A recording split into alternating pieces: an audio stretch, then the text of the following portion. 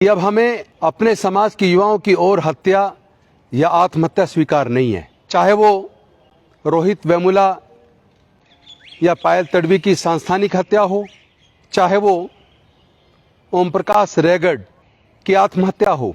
इनको आत्महत्या कहें या हत्या, एक तरफ मनुवाद है जो वर्ण व्यवस्था में, जातिवाद में, ऊंच नीच में, छुआछूत में विश्वास रखता है, जो अन्याय को बढ़ावा देता है, जो विषमता को बढ़ावा देता है। आप देख रहे हैं ना किस तरह साधु के बेस में लोग जान से मारने की धमकी दे रहे हैं। नमो बुद्धाय, जय भीम, जय भारत। दोस्तों, आप सबको आज एक बात समझनी होगी कि अब हमें अपने समाज के युवाओं की और हत्या या आत्महत्या स्वीकार नहीं है। चाहे वो रोहित वेमुला या पायल तडवी की सांस्थानिक हत्या हो, चाहे वो ओम प्रकाश रैगड़ की आत्महत्या हो। इनको आत्महत्या कहें या हत्या, इस बात को समझना बेहद जरूरी है। क्योंकि ये जो लड़ाई है ना, ये विचारधारा की लड़ाई है। एक तरफ मनुवाद है जो वर्ण व्यवस्था में, जातिवाद में, ऊंच नीच में, छुआछूत में विश्वास रखता है, जो अन्याय को बढ़ावा देता है, जो विषमता को बढ़ावा देता है। और दूसरी तरफ अंबेडकरवाद है जो बुद्ध के धम्म पर आधारित है, जो समता, स्वतंत्रता, बंधुता, न्याय, प्रज्ञाशील, करुणा और मैत्री को बढ़ावा देता है, जो पूरे दुनिया को शांति और मानवता का संदेश देता है। हमें समझना होगा कि आत्महत्या करना कोई इलाज नहीं है। आत्महत्या करने से हम मनुवादी लोगों के मुश्किलों को आसान बना देते हैं। आत्महत्या नहीं दोस्तों, लड़ना होगा न्याय के लिए, अपने हक और अधिकार के लिए। मुझे नहीं लगता है कि इस तरह आत्महत्या करने से कोई समाधान होगा। मैं समझ सकता हूं आपकी मन की स्थिति। जब न्याय नहीं मिलता, मन पीड़ित होता है, दुखी होता है, तो कई बार लोग, कमजोर मन के लोग इस तरह की आत्महत्या का सहारा लेते हैं। लेकिन ये कोई इलाज नहीं है साथियों।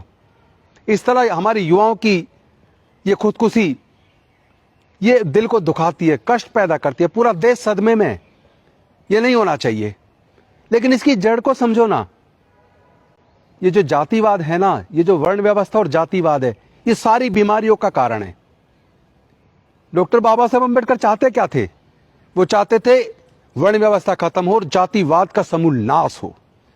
तो आप लोग जातिवाद खत्म करने के लिए, इसके नाश के लिए तैयार क्यों नहीं हो जाते? आप देख रहे हैं ना किस तरह साधु के बेस में लोग जान से मारने की धमकी दे रहे हैं। माननीय सर्वोच्च न्यायालय का जजमेंट आ गया, कोई भी हेट स्पीच दे, किसी को धमकाए, डराए, आतंक पैदा करे, उनके खिलाफ पुलिस मुकदमा दर्ज करे। और अगर पुलिस मुकदमा दर्ज नहीं करती तो फिर कोर्ट उनके खिलाफ कंटेम्प्ट ऑफ कोर्ट इशू करेगी।